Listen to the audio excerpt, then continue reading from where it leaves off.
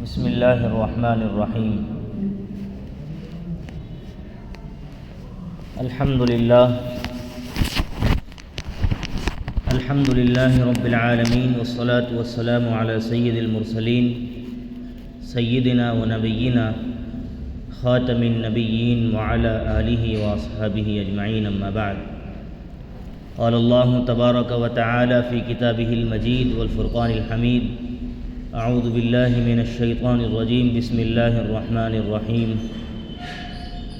یا ایہا الذین آمنوا اتقوا اللہ حق تقاتہ ولا تموتن الا وانتم مسلمون وقال النبی صلی اللہ علیہ وسلم استحیوا من اللہ حق الحیاء فلیحفظ الرأس وما وعى او کما قال علیہ الصلاۃ والسلام۔ عزیزان محترم، حدیث پاک کا ایک ٹکڑا اور قرآن کریم کی ایک آیت تلاوت کی ہے۔ آج امت مسلمہ جن حالات سے دوچار ہے اور ایسا لگتا ہے کہ مسلمانوں کا کوئی پرسان حال نہیں اور ہر طرف سے ظلم و استبداد کے پہاڑ مسلمانوں پر توڑے جا رہے ہیں، اور ایسا لگتا ہے کہ کوئی معین و مددگار نہیں ہے، اور یہ بھی اس لیے لگتا ہے کہ ایمان کی کمزوری کی وجہ سے۔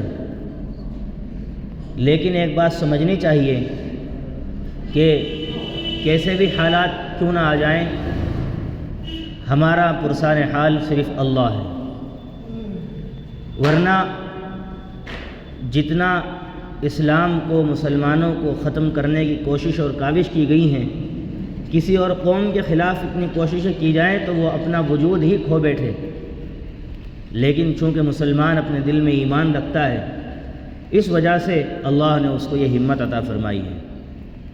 اللہ کے نبی علیہ الصلاۃ والسلام ایک مرتبہ اپنے صحابہ میں تشریف فرما ہیں اور اپنے صحابہ سے کہتے ہیں استحیوا من اللہ حق الحیاء، تم اللہ سے ایسے شرم کرو جیسا کہ اس سے شرم کرنے کا حق ہے۔ ایک حدیث میں یوں بھی آیا ہے اللہ احق ان یستحیا منہ، کہ اللہ اس بات کا زیادہ حقدار ہے کہ اس سے شرمایا جائے۔ اسی لیے لکھا ہے کہ تنہائی میں بھی آدمی کو مکمل برہنہ نہیں ہونا چاہیے، یعنی مکمل انسان پورے کپڑے تنہائی میں بھی نہ اتارے۔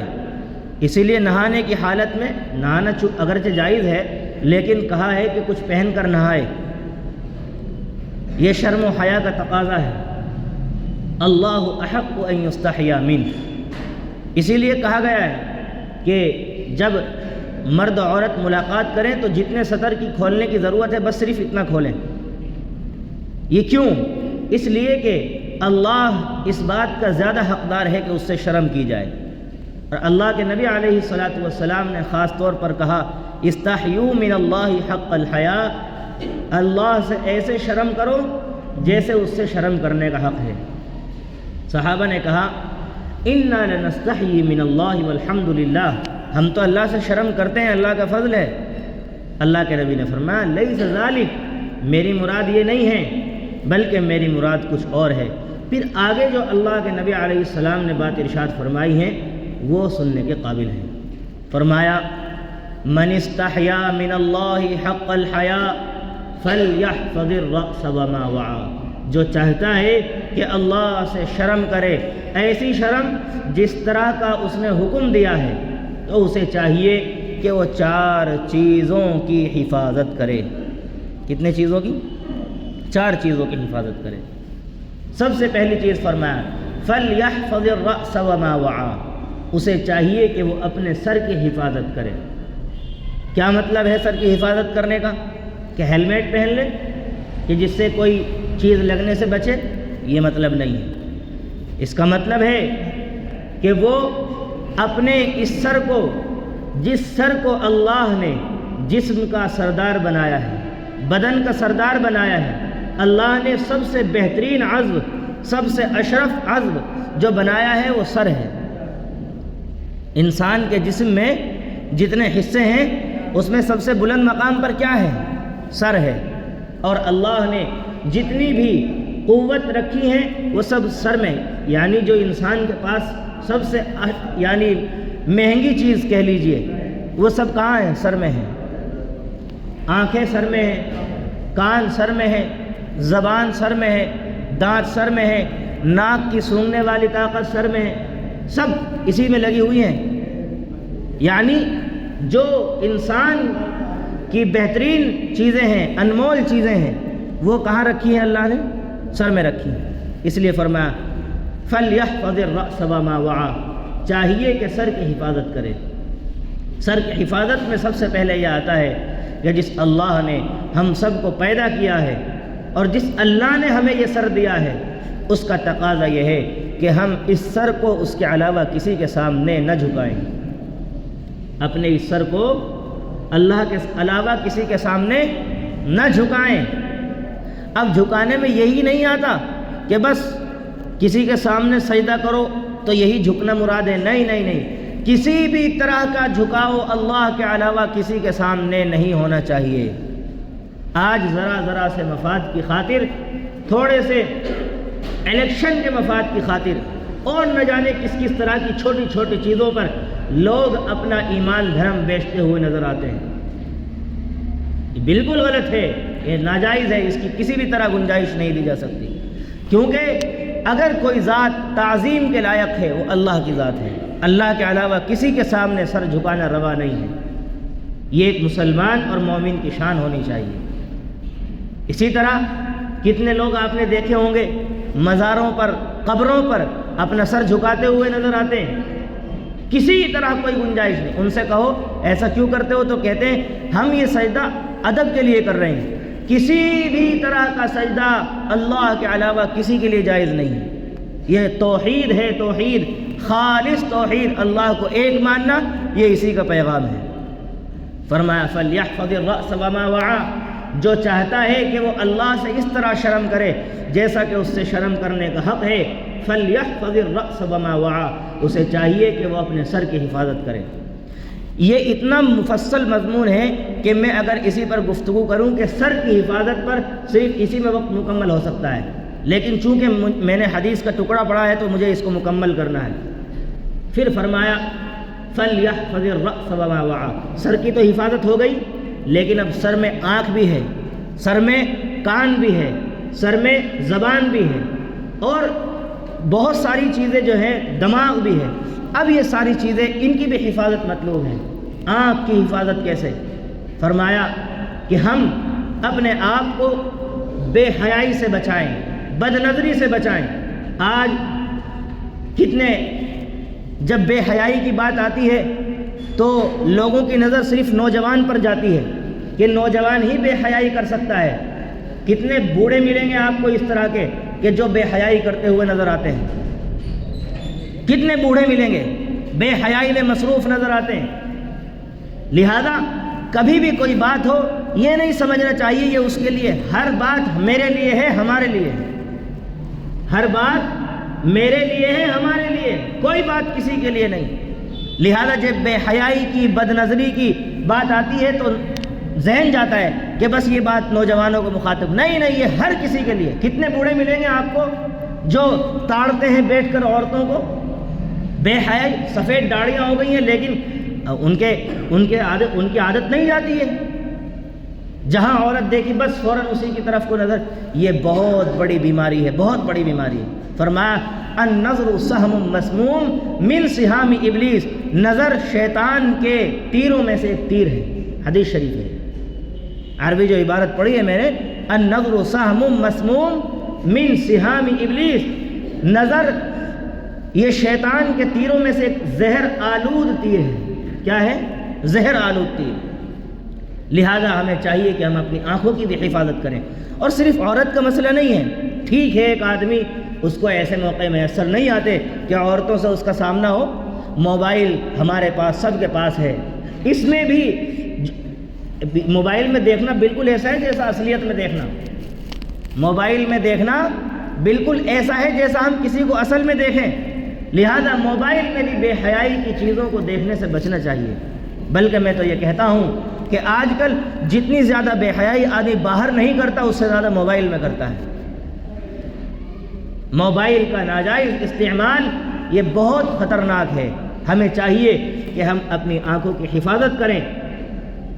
حضرت مولانا شاہ حکیم محمد اختر صاحب رحمۃ اللہ علیہ، جو حضرت مولانا شاہ ابرار الحق ہردوئی رحمۃ اللہ علیہ کے اجل خلفاء میں ہیں، پاکستان میں آپ کا قیام تھا، حضرت والا ایک شعر پڑھا کرتے تھے، نہ دیکھیں گے نہ دیکھیں گے اسے ہرگز نہ دیکھیں گے، نہ دیکھیں گے۔ وہ کہتے تھے کہ جب بھی تم کہیں بازار میں جاؤ یا کسی ایسی جگہ جاؤ جہاں پر تمہارا عورتوں سے غیر محرموں سے واسطہ پڑے اور تم یہ سوچو کہ میں اپنے آپ کو کیسے بچاؤں، کس طرح اپنے آپ کی حفاظت کروں، تو یہ ایک نسخہ میری طرف سے لکھ لو جو پوری زندگی تمہارے کام آئے گا۔ ایک نسخہ، پوری زندگی اس پر عمل کرو تو بس تم کبھی مار نہیں کھا سکتے۔ اور فرمایا کہ جہاں بھی تمہیں اس طرح کا معاملہ آئے یہ شعر فوراً اپنے دل میں لے آیا کرو، نہ دیکھیں گے نہ دیکھیں گے اسے ہرگز نہ دیکھیں گے کہ جس کے دیکھنے سے رب میرا ناراض ہوتا ہے۔ نہ دیکھیں گے نہ دیکھیں گے اسے ہرگز نہ دیکھیں گے کہ جس کے دیکھنے سے رب میرا ناراض ہوتا ہے۔ اب آپ خود فیصلہ کریں، جس چیز کو دیکھنے سے آپ کا میرا رب ناراض ہو جائے اسے چھوڑ دینا چاہیے، اور جس چیز کو دیکھنے سے میرا اور آپ کا رب خوش ہو جائے اس کو دیکھنا چاہیے۔ حدیث شریف میں آیا ہے، ایک اولاد اپنے ماں باپ کو پیار بھری نظر سے دیکھ لے ایک مقبول حج کا ثواب ملتا ہے۔ ایک اولاد اگر اپنے ماں باپ کو محبت کی نظروں سے دیکھ لے ایک مقبول حج کا ثواب۔ ایک حاجی حج پر جاتا ہے، وہاں پر سارے ارکان ادا کرتا ہے، پیسہ خرچ کرتا ہے، ساری چیزیں، اور پھر بھی نہیں معلوم کہ اس کا حج قبول ہو نہ ہو، پھر بھی نہیں معلوم، نہیں پتا کتنے عمروں پر جا رہے ہیں، عمروں کو انٹرٹینمنٹ بنا لیا، بس ہر سال عمرے کر رہے ہیں لیکن زندگی میں کوئی تبدیلی نہیں۔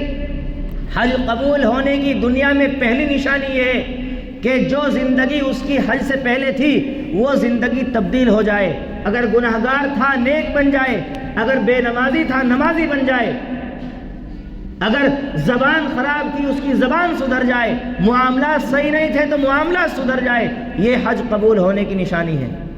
آج تو حج پہ جاتے ہیں آنے کے بعد بھی ایسے ہی ہیں جیسا کہ گئے تھے، جبکہ حدیث میں آیا ہے جو آدمی اللہ کے لیے حج کرتا ہے، من حج للہ فلم یرفث ولم یفسق رجع کیوم ولدتہ امہ، جو آدمی خالص اللہ کے لیے حج کرے اور حج کے دوران کوئی بھی نہ صغیرہ گناہ کرے نہ کبیرہ گناہ کرے تو پھر وہ ایسے لوٹتا ہے جیسا کہ آج ہی اس کی ماں نے اس کو جنا ہو۔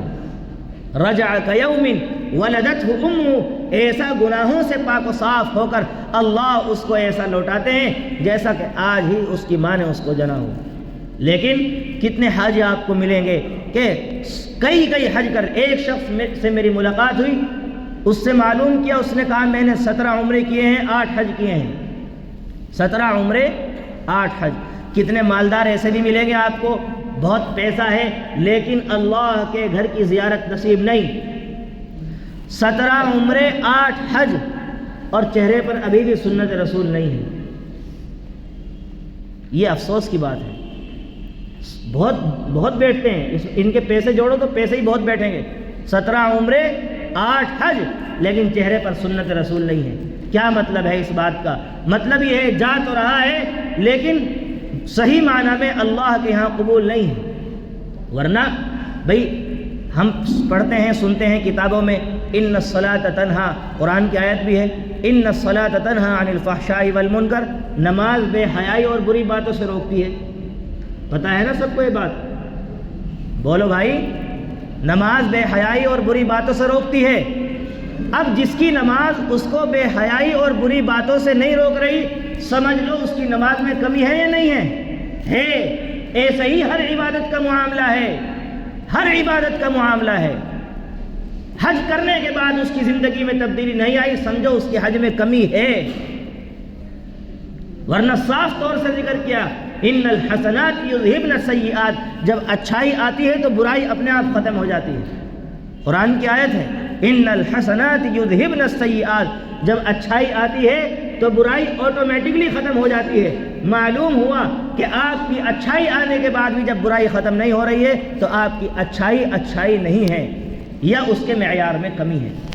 لہذا میں عرض کر رہا تھا کہ آدمی پیسہ لگاتا ہے، اپنی جان بھی لگاتا ہے، وقت بھی لگاتا ہے، اس کے بعد بھی کوئی امید یہ کنفرم نہیں ہے کہ اس کا حج قبول ہی ہوگا۔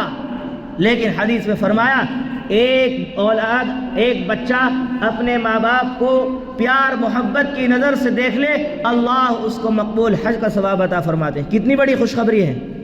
جہاں ہم اپنی نظریں کہاں غیر محرموں پر اور بے حیائی کی جگہوں پر ڈالتے ہیں، اس نظر کو اللہ نے صحیح استعمال کا طریقہ بتایا کہ تم اپنے ماں باپ کو محبت کی نظروں سے دیکھو، ماں باپ کے دل کو خوشی بھی ہوگی اور اللہ کی طرف سے ایک مقبول حج کا ثواب بھی تمہیں ملے گا۔ کتنے بچے ہیں جو اس طرح سے ہم اس بات پر عمل کرتے ہوں، چونکہ علم نہیں ہے، دنیا کی مصروفیات میں اتنے مشغول ہیں، بس سب دنیا، انسان پیسے کمانے کی مشین بن گیا ہے۔ اسے پتہ ہی نہیں ہے کہ مجھے جس مقصد کے لیے اللہ نے دنیا میں بھیجا ہے میں اس مقصد پہ پورا 100% اتر بھی رہا ہوں یا نہیں اتر رہا ہوں۔ کیوں ایسا وقت آ گیا کہ سب اپنے موبائلوں میں مصروف ہے، بوڑھا باپ اپنی بیٹھک میں پڑا ہوا ہے، کوئی اسے پوچھنے کو پرسان حال نہیں ہے کہ ابا تمہارا کون سا عرض دکھ رہا ہے، میں اس کو دبا دوں، خدمت کروں، کہاں ہے بتاؤ، کہاں ہے یہ چیزیں آج کل ہمارے معاشرے میں؟ ہر کسی پہ اپنا موبائل، وہ اپنے موبائل میں مصروف، وہ اپنے 2 آدمی 4 آدمی بیٹھ کر بات نہیں کر سکتے گھر میں بھی۔ یہ ہمارے معاشرے کا حال ہے۔ لہذا یہ سب چیز ختم ہو گئی، چونکہ ہماری بھی اس میں غلطیاں ہیں۔ جہاں بچوں کی غلطیاں ہیں وہیں ماں باپ کی غلطیاں ہیں، وہ بھی تربیت نہیں کرتے۔ ان کی نظر میں بھی ساری تعلیم، دنیا کی تعلیم انہوں نے سکھایا نہیں کبھی کہ ہاں ماں باپ کے بھی یہ حق ہوتے ہیں۔ قرآن کریم میں جہاں ماں باپ کا ذکر آیا وہاں کہا وَلَا تَقُلْ لَهُمَا اف بھی نہ کہنا۔ اس کا مطلب کیا ہے کہ اف نہیں کہنا باقی سب کچھ کر سکتے؟ نہیں، کہا کہ جتنی تکلیف ہو سکتی ہیں ان میں سب سے ہلکی تکلیف اف ہوتی ہے۔ کیا مطلب ہوتا ہے اف کا؟ آپ کے باپ نے آپ کو کہا کہ بیٹا مجھے ایک گلاس پانی پلائیے، اور آپ بالکل کسی ایسے کام میں مصروف ہیں کہ اس کو چھوڑ کر نہیں جا سکتے۔ اب آپ نے یوں کر دیا، کرتے ہیں نا ہمارے یہاں، اف تو عربی زبان کا ایک لفظ ہے، اس کا ترجمہ اپنی زبان میں کسی بھی طریقے سے ہو سکتا ہے۔ یعنی آپ نے ناگواری کا اظہار کیا، بولا نہیں کچھ بھی منہ سے، نہ الٹا جواب دیا، بس اپنے منہ سے یوں کہہ دیا، یعنی تھوڑا اپنے ماتھے پہ شکن لے آئے۔ یہ بھی نہیں کرنے کا، یعنی اس کو بھی منع کیا گیا ہے، یہ بھی نہیں کر سکتے آپ۔ ماں باپ کا درجہ اتنا بڑا درجہ ہے، یعنی اپنے ماتھے پر شکن بھی نہیں لا سکتے، جائے کہ ان کو جواب دیا جائے اور اس سے آگے بڑھ کر کچھ کیا جائے۔ وَلَا تَقُلْ لَهُمَا اف بھی نہیں کرنے کا حکم ہے۔ اب اندازہ لگائیے کیا حالات ہیں ہمارے معاشرے کے۔ لہذا فرمایا جو اولاد اپنے ماں باپ کو محبت کی نظروں سے دیکھے اللہ اس کو ایک مقبول حج کا ثواب عطا فرماتے ہیں۔ ہم اس نظر کا نہ جانے کہاں استعمال کرتے ہیں۔ اس کے علاوہ اس نظر کا استعمال اچھی چیزوں پر، قرآن کریم کو پڑھو دیکھ کر، قرآن کریم کو دیکھ کر پڑھنے سے انسان کی آنکھوں کی بینائی میں بھی اضافہ ہوتا ہے، سکون ملتا ہے۔ انسان اچھی چیزوں کو دیکھے، کعبۃ اللہ کو دیکھے، روزہ اطہر کو دیکھے۔ اس کے علاوہ کتنی ایسی چیزیں ہیں جن کو دیکھنے کا حکم دیا گیا ہے۔ اچھی چیزوں کو دیکھے، بری چیزوں کو چھوڑ دے۔ اللہ تعالیٰ صرف کسی گناہ سے روکنے کا حکم نہیں دیتے بلکہ اس کا بدل بھی بتاتے ہیں کہ تمہیں کرنا کیا ہے۔ اسلام کوئی ایسا لاوارث مذہب نہیں ہے کہ تمہیں کسی چیز سے روکے تو اس کا بدل پیش نہیں کرتا۔ اسلام میں تو سر کے بال سے لے کر پاؤں کے ناخن تک کی تعلیم ہے، مکمل ایک مذہب ہے، یہی ایک آسمانی مذہب ہے اسلام، جو کہ اللہ کے نزدیک قبول ہے، اس کے علاوہ کوئی مذہب قبول نہیں ہے۔ جتنے بھی مذاہب ہیں ان کے پاس آسمانی تعلیمات نہیں ہیں، یہ صرف اسلام ایک مذہب ہے جس کے پاس اسلامی تعلیمات ہیں، جس کی بنیاد پر ایک مسلمان ہر موقع پر، ہر موڑ پر اسلام اس کی مکمل رہنمائی کرتا ہے۔ لہذا ہمیں چاہیے کہ ہم اسلام کو پڑھیں، جہاں ہم اپنے بچوں کو تعلیم دیتے ہیں دنیا کی اور اسکولوں میں بھیجتے ہیں، کالجز میں، کوئی منع نہیں کرتا۔ یہ تو مسئلہ یوں ہوا ہے الگ الگ کہ ایسے حالات پیدا ہو گئے، ورنہ پہلے تو عالم جو ہوتا تھا وہ سائنس کا بھی عالم اور دین کا بھی عالم ایک ہی عالم، کوئی فرق نہیں تھا اس میں، بلکہ کئی صدی تو اس دنیا پر ایسی بھی گزری ہے کہ مسلمان ہی سارے سائنٹسٹ تھے۔ پڑھیے نا آپ تاریخ اٹھا کر، ہم پڑھتے نہیں ہیں، لکھتے نہیں ہیں، اس لیے لگتا ہے کہ یہ سب ہمارا نہیں ہے، یہ تو سب ہماری چیزیں تھیں۔ یہ جو عدالت کا نظام ہے، جیل کا نظام ہے، یہ حضرت عمر فاروق رضی اللہ عنہ نے ایجاد کیا ہے۔ پڑھیے تاریخ، اٹھائیے۔ لیکن چونکہ ہم اپنے اسلاف کی تاریخ سے واقف نہیں ہیں، اس لیے ہم دوسروں کو اپنے اوپر جگہ دیتے ہیں۔ سب مسلمان نے کیا ہے، ساری چیزیں جنگی، یعنی نیوی کہتے ہیں جس کو، یہ پانی کے جہاز، پانی کے ذریعے سے جو لڑائیاں ہوتی ہیں، یہ بھی حضرت عمر فاروق رضی اللہ عنہ کی ایجاد ہے۔ پڑھیے آپ۔ ہم چونکہ پڑھتے نہیں ہیں، پھر بیان میں اگر کچھ بتایا جاتا ہے تو اس کے بھی حالات آپ دیکھتے ہیں کیا ہیں، کوئی سننے کو تیار نہیں ہے، بیٹھتے بھی یہاں بھی اپنی باتوں میں مشغول رہتے ہیں بہت سارے۔ تو یہ ساری وجہ یہ ہے، نہ سنتے، نہ پڑھتے، نہ سننا چاہتے، تو بتاؤ پھر کہاں سے علم آئے گا؟ کچھ تو کرنا پڑے گا۔ اگر پڑھ نہیں سکتے تو سنو تو کم سے کم۔ بہت ساری چیزیں پڑھ کر نہیں آتی تو سن کر آتی ہیں، ہمیں سننے کا مزاج کم سے کم بنانا چاہیے۔ یہ بھی نہیں بنائیں گے تو کچھ ہونے والا نہیں ہے۔ پھر جب آدمی سنے گا تو بات ذہن میں آئے گی، جب ذہن میں آئے گی تو پھر عمل کی بھی توفیق ہوگی۔ جب اس کو پتہ نہیں ہے تو عمل کی توفیق کہاں سے ہوگی؟ ایک آدمی کو پتہ ہی نہیں ہے کہ میرے باپ کے مجھ پر کیا حق ہے، تو وہ اپنے باپ کے حق کیسے ادا کرے گا؟ جب اس کو پتہ ہوگا کہ ہاں میرے باپ کے، میری ماں کے، میرے بہن بھائیوں کے، میرے پڑوسیوں کے، میرے رشتہ داروں کے، میرے محلے والوں کے مجھ پر یہ حق ہیں، تو پھر وہ ان حق کو پورا کرنے کی بھی کوشش کرے گا۔ جب اسے پتہ ہی نہیں ہے تو پھر وہ کیسے ان کو پورا کر سکتا ہے؟ لہٰذا میں عرض کر رہا تھا، جو چاہتا ہے کہ وہ اللہ سے شرم کرے جیسا کہ شرم کرنے کا حق ہے، تو اسے چاہیے فَلْيَحْفَظِ الرَّأْسَ وَمَا وَعَى، اپنے سر کی حفاظت کرے، اور سر میں لگی ہوئی جتنی چیزیں ہیں، آنکھ ہے، کان ہے، زبان ہے، اس کا بھی صحیح استعمال کرے۔ کان میں لیڈ لگا کر جا رہا ہے، کسی نے ٹوک دیا، کہتا ہے میں تو قاری عبد الباسط کی تلاوت سن رہا ہوں۔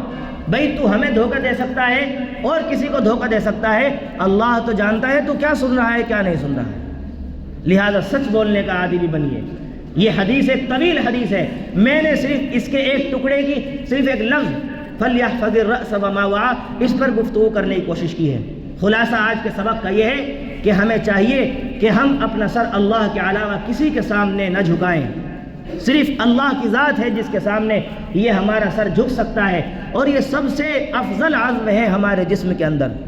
سر جو ہے یہ سب سے بلند مقام پر ہے، سب سے افضل ہے، اس سے اوپر کچھ نہیں ہے۔ جب ہم اس کو کسی کے سامنے جھکاتے ہیں تو پھر ہم اللہ کی تنقیص کر رہے ہیں۔ صرف اللہ ہی کے سامنے یہ سر جھکنا چاہیے، اللہ کے علاوہ کسی کے سامنے یہ سر نہیں جھکنا چاہیے۔ اور میں نے جو ایک نسخہ بتایا حضرت مولانا حکیم شاہ محمد اختر رحمۃ اللہ علیہ کا، کہ جب بھی ہماری نظر کسی غیر محرم کی طرف پڑے تو فوراً یہ شعر اپنے ذہن میں گنگنا لینا چاہیے اور اپنی زبان پر لے آنا چاہیے۔ نہ دیکھیں گے، نہ دیکھیں گے، اسے ہرگز نہ دیکھیں گے، نہ دیکھیں، میرے ساتھ پڑھو، اس کو یاد کر لو، اپنے ذہن میں بٹھا لو۔ نہ دیکھیں گے، نہ دیکھیں گے، اسے ہرگز نہ دیکھیں گے، نہ دیکھیں گے، نہ دیکھیں گے، اسے ہرگز نہ دیکھیں گے، کہ جس کے دیکھنے سے رب میرا ناراض ہوتا ہے۔ جس چیز کو دیکھنے سے رب ناراض ہو اس کی طرف ہمیں دیکھنے کی کوئی ضرورت نہیں ہے۔ اللہ عمل کی توفیق عطا فرمائے۔ وآخر دعوانا ان الحمد للہ۔